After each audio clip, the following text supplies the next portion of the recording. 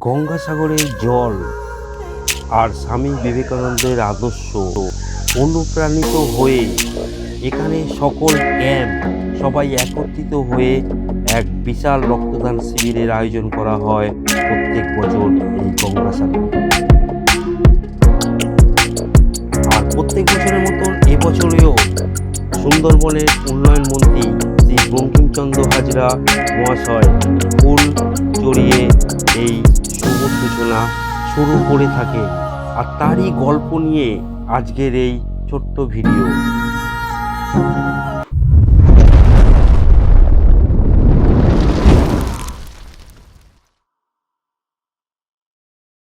আজ জানুয়ারি মাসের 12 তারিখ 2026।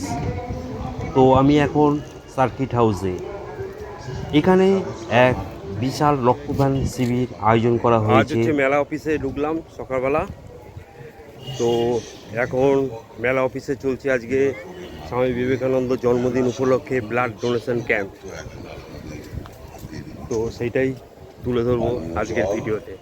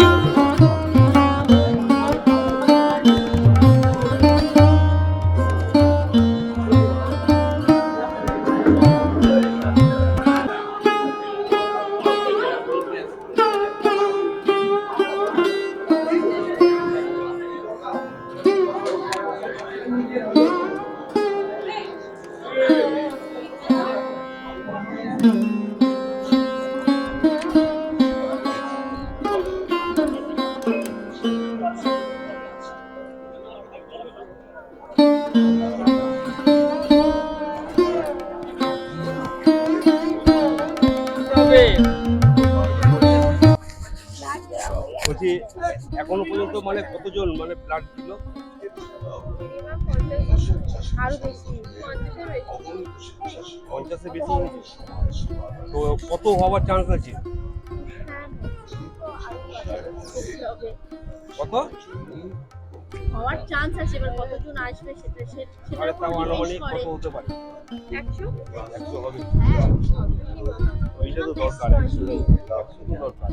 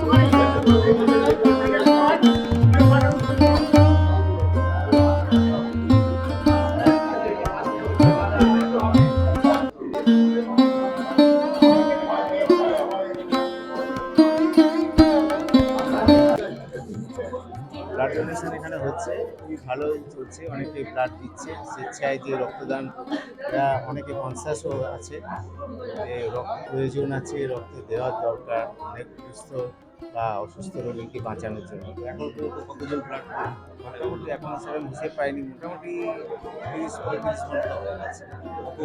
ব্লাড দিয়ে হয়েছে বা হচ্ছে, হ্যাঁ 80-85 মতো হবে আর কি। একটু আপনার নামটা একটু বলুন। Doctor S K Saha. আমি রেড ক্রসে আছি। আচ্ছা, রেড ক্রসে মানে মেডিকেলে আছি।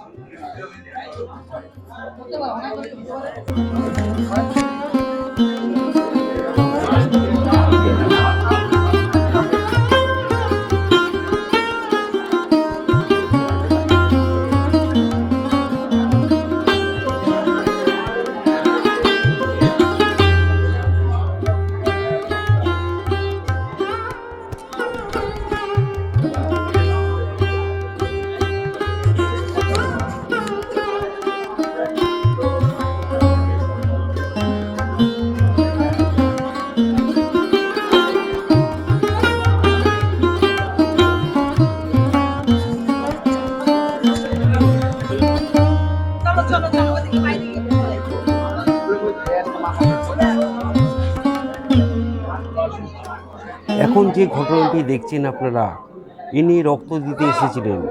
রক্ত দেওয়ার পরে মাথা ঘুরে মাটিতে পড়ে যায়, তাকেই সমস্ত সেবা যত্ন করা হচ্ছে। তো এই ছিল আজকের গল্প। আশা করি আপনাদের ভালো লাগলো।